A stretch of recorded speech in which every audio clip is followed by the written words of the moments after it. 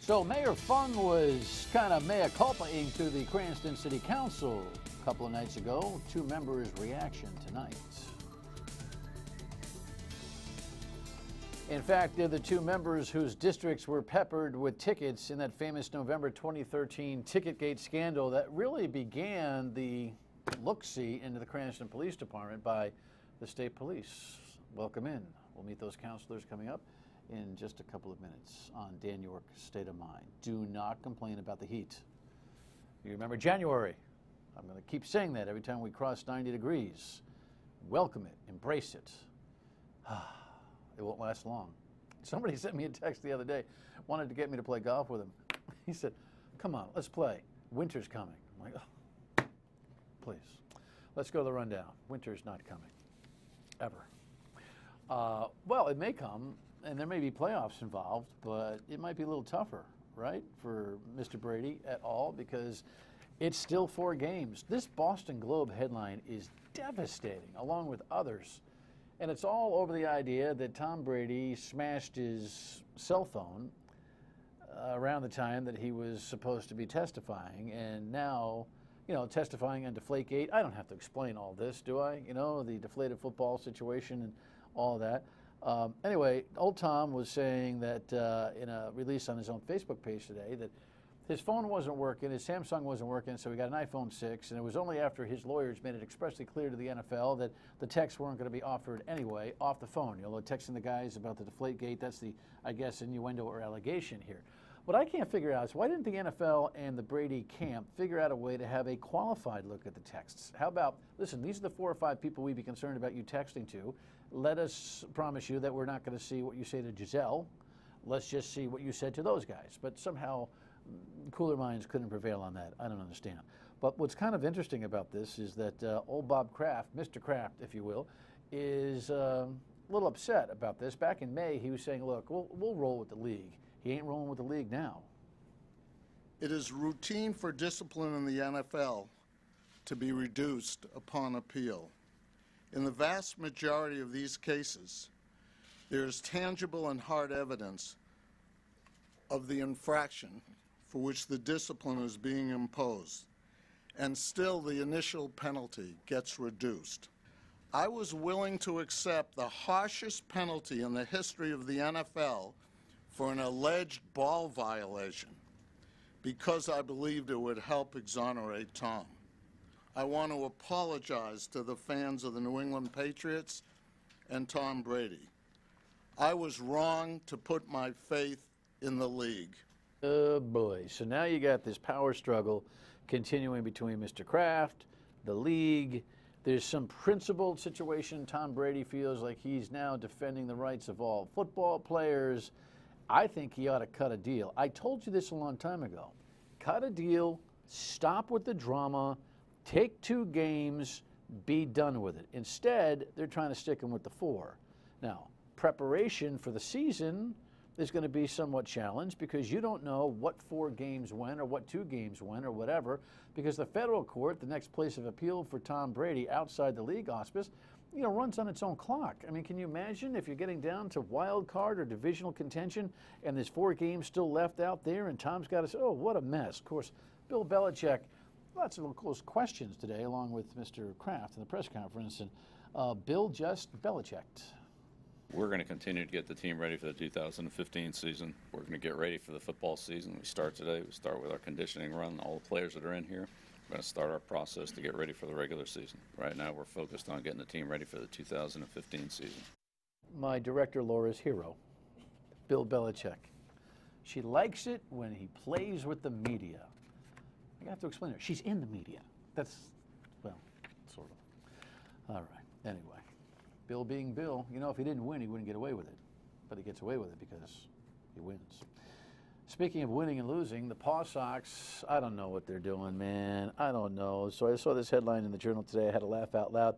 Paw Sox intensify pitch for stadium.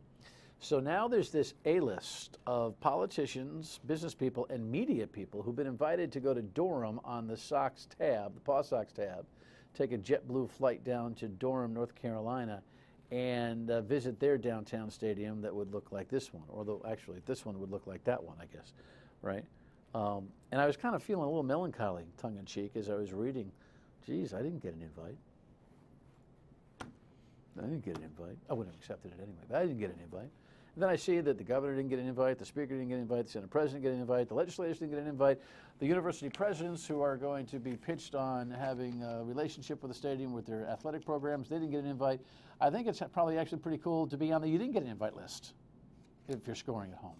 But it's another one of those dumb things, another one of those dumb things. Now, those who are making the decision ought to, on the taxpayer dime, go down to every stadium that's comparable and do their homework on behalf of the taxpayers. But you don't need the Paw Sox to pitch paying for the trip. And now you see this headline, which is that the parking garage is no longer part of the plans. This is Teresa Paiva-Weed spitting this out to Kate Bramson for both stories in the Providence Journal today.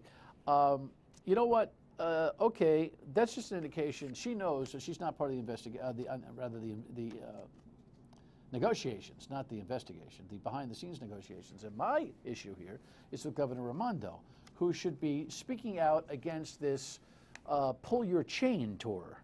They call it a listening tour, but this pull your chain tour that they've been doing, where they're hardly listening to anybody now, meaning the Paw Sox. What we need right now is a proposal in public. Why? Because they started with a proposal in public that was panned all over. The governor should not be behind scenes negotiating with the Paw Sox right now. She should be demanding that the public be informed of the offer so that we have at least a couple of months to digest what it is. Otherwise, we're going to get a fall session in 5 days to figure it out, and we'll all be wondering, how the heck did that happen so fast? It's bad government, Governor, bad government. All right, speaking of government and good or bad, it's hard to determine what is good, bad government these days. Washington Times and Trump and Obama are all involved in this one. The president, the other day, was talking about Mr. Trump. He's in his head. Watch this. In fact, it's been interesting when you look at what's happened with Mr. Trump, when he's made some of the remarks that, for example, challenged the heroism of Mr. McCain. You know, those kinds of outrageous attacks have become far too commonplace and get circulated nonstop. Point is, we're creating a culture that is not conducive to good policy or good politics. The president also, a couple of nights ago in Africa, said that you know, the Constitution prevents him from running again, but if he did run, he would win. The Washington Times headline has Mr. Trump's response. And of course, he would do the creaming, according to Fox. You look at these politicians, the way they're representing us, it's a disgrace. Whether it's the Iran deal, where you have to wait 24 days before you can take a look at what they're doing. And by the way, the 24 days doesn't start for a long time. You look at all of the things that are happening in this country, China ripping us off, Japan ripping us off, Mexico taking advantage because their leaders are so much smarter than our leaders. And I think people are tired of it. They're tired of politicians, they're tired of incompetence, and they're tired of all talk, no action. It's almost like a Trump piece of audio a day keeps the, I don't know what it keeps away, but certainly keeps the conversation going. And he keeps going like this in the polls. There's a cap, he just hasn't reached it yet. Yeah, late notice from the Taliban. In fact, they still deny. Headline from CNN. In case you were scoring at home, CBS has this. Afghanistan's top intelligence agency says the country's elusive Taliban leader, Mullah Omar, is dead. Authorities say he died from natural causes in a Pakistani hospital more than 2 years ago. But a Taliban spokesman refutes them, telling British broadcaster Sky News that as far as he knows, Omar is still alive and in charge. Omar helped to shelter Osama bin Laden while he planned the 9/11 attacks. The U.S. invaded Afghanistan in 2001 after Omar refused to hand over the al-Qaeda chief. Tribal sources tell CBS the Taliban was trying to keep Omar's death a secret to prevent the terror group from breaking apart. It's like the bad Monty Python line. He ain't dead yet, I guess. I'd believe the Afghan government first, but that's just me. Your state of mind is important to us. 228-1886 is the number. Leave us a voicemail. Email us at stateofmind@myritv.com. Here's a Facebook post at Dan York Show. your July 20th comments on 38 Stadium. What is 38 Stadium? I guess that's what we're calling it because it's 38 studios in the stadium. The Dog and Pony Show in Barrington, the opposition movement in general. You were right on with your the show the deal. Show us the deal. I posted that same advice earlier myself, that we focus on just that. Okay, read for yourselves. Very busy. I asked Jess, what is he trying to say? And Jess said to me, well, he's trying to say that you were right, but I was right first. Okay. I'm not in a race. We're both right together. Show us the deal. When we come back, a lot going on in the city of Cranston, don't you think? Stay with us. Well, yeah, he's going to do better. All right. Well, Mayor Fung, come here and tell me how you're going to do better. Here's the headline in the Providence Journal today. Fung accused of interference. Maybe that was yesterday's headline. I don't know which. Well, today's headline is, I'll do better. Yeah, well, he might get away with that if the full report issued by the state police doesn't become public. But this 4-page letter, the front page of which you see right now from the Colonel, Stephen O'Donnell of the state police, to the mayor, was damning enough, I think. The two counselors who were the original representative victims in what has been this saga have returned. If you remember, Paul and Steve were here to tell us what happened in their districts that fateful night or two, right? In November of 2013 when your districts were ticketed because you hadn't signed off on the police contract. Welcome, gentlemen. It is good to see you again. Thank you. Great to be here. Thank you, Dan. Thanks for coming. You know, before we get ahead of ourselves, remind everybody what the heck happened back in November of 2013, Steve. Well, there was a police contract that was very expensive, and the Finance Committee reviewed it. It had steps for the higher officers. The money was loaded for the top people in the department. And we felt, the majority of the Finance Committee felt that it was too much money, and we voted it down. And then the next morning, I noticed tickets on cars across the street from my house for overnight parking, which is banned in Cranston, and called Paul, and he had seen the same thing. Right. And it was a 4-3 vote, very close vote. It failed by 1 vote. Right. Very close. Right. And I mean, we almost forget what the heck happened that kind of started this spotlight on the Cranston Police Department. And you said, "What up with this?"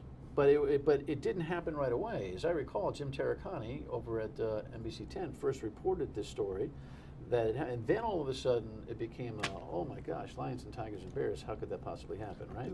There was a hiatus from the mayor's office, though. He did not make us aware that he knew about the situation for at least 3 weeks or so. Would you say, Steve? yeah, Even after he had been contacted by Mr. Terracani about it, I believe. yeah, then I was the second one in and asking for the records of who got ticketed Okay. Those nights, and then we made it public at a council meeting. Right. And that's when The lid blew off the teapot. the lid blew off the teapot. What do you call the teapot?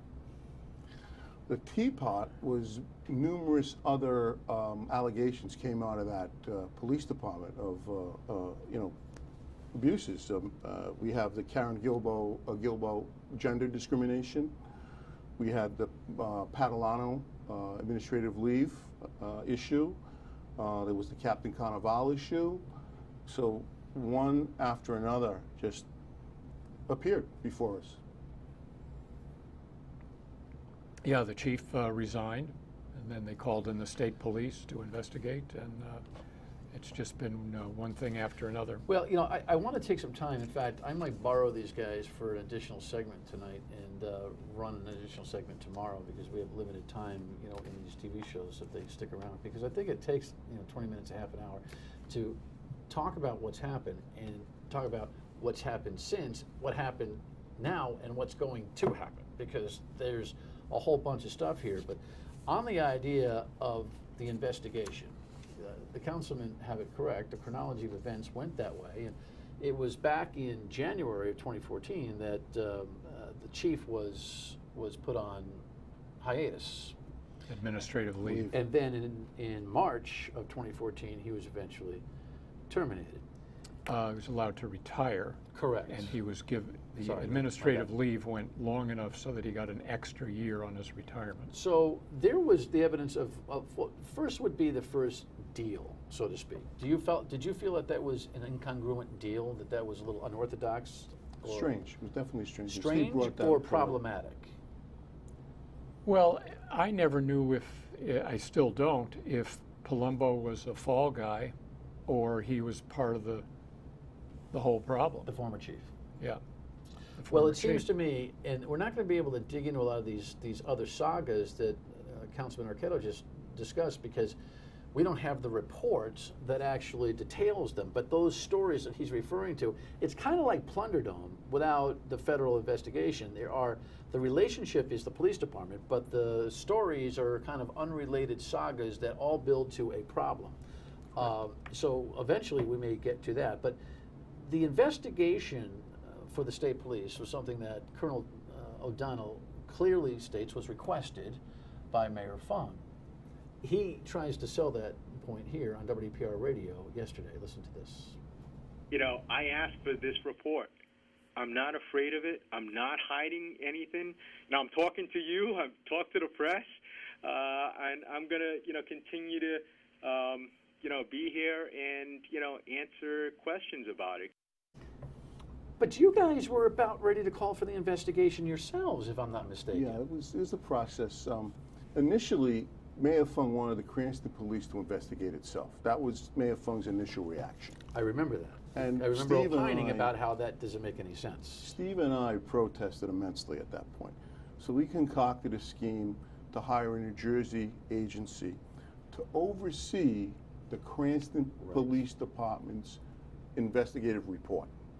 And at that point, You forget about some of these nuances, a year and a half later, but that's right. And at that point, the council protested a second time until members of the council, Steve being the head, the leader on this, we decided to draft a resolution to request Colonel O'Donnell and the state police to be invited into Cranston.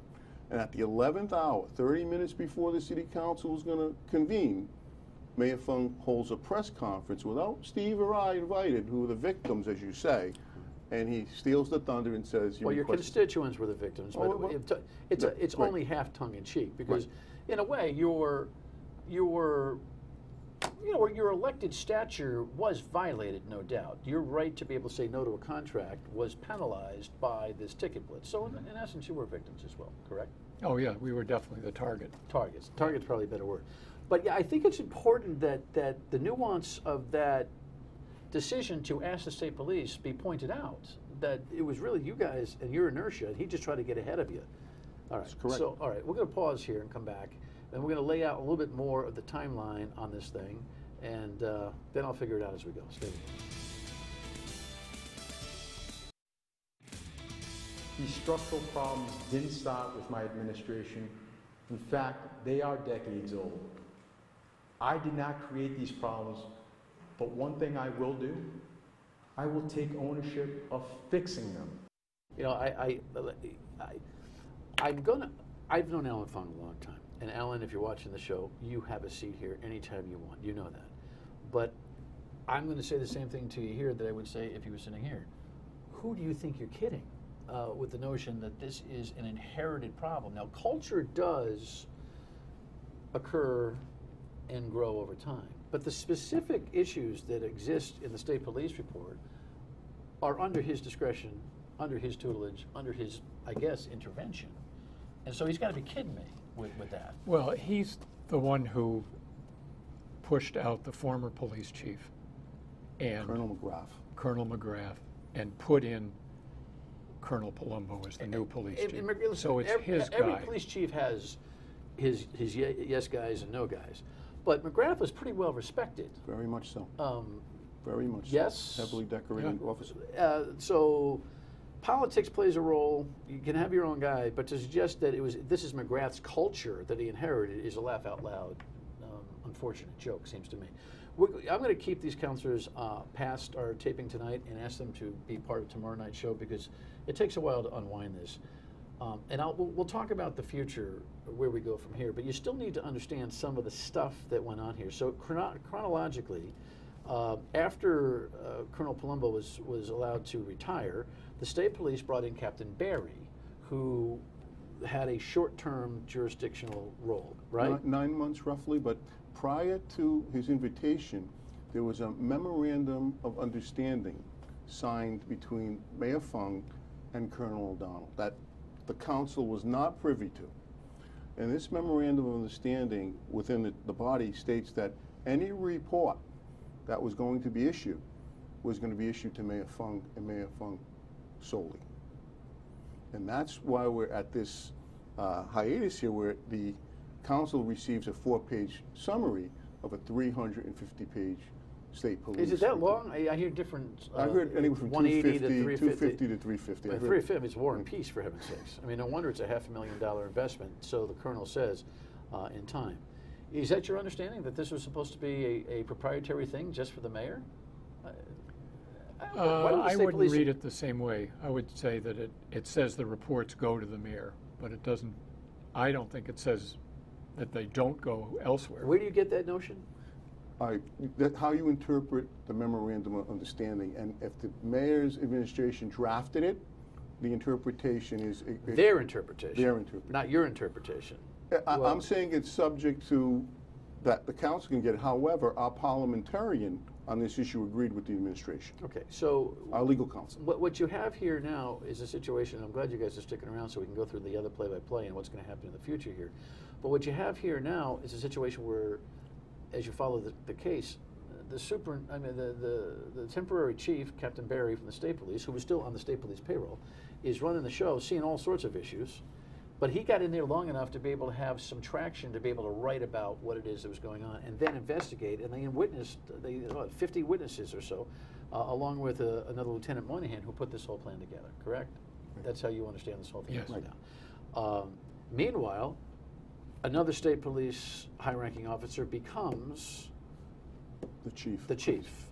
Lieutenant Colonel Winquist, a highly respected member of the state police. However, he wasn't having a party either for a while there, because he and the mayor were running up against each other on issues of Captain Antonucci, who is the guy, follow the beginning of the story, who issued the ticket blitz in your districts. And correct? The president of the police union. And the president of the police union. And that relationship is reflected upon in this 4-page letter as highly unusual. All right, we only have a minute here. Give me the summary of what you think we've discussed right now before we go into tomorrow night's discussion about what's going to happen. Well, I think what should happen is the report has to be made public. I think it's very hard to judge what went on without that report. And that was paid for by state taxpayer money. It should be made public. And I think we have too many questions and not enough answers, and stonewalling from the administration. Okay. The funny part, not so funny, but funny interesting, is that Mayor Fung made a deal with Captain Antonucci. Secret backroom deal. And even the state police say, wait a second, you weren't supposed to make any deals with any personnel until you clear it with us. And the colonel put it in writing that he did that. That's not the kind of thing that you just roll over and say, I'll do better. That's part of the memorandum of understanding, that the state police would have total jurisdiction and control of the Cranston Police Department. All right, so discipline. Do you follow all that? I'm going to ask these councilmen to stick around for an additional taping for tomorrow night's show, and I'll be back with a final word. Stay with us. You know, following the play-by-play of this Cranston situation is a very difficult thing. The councilors have been kind enough to stick around for an additional taping, so the continuing conversation will appear tomorrow night on Dan York's State of Mind. 3 times it airs, of course. We'll see you on the radio at noon on WPL.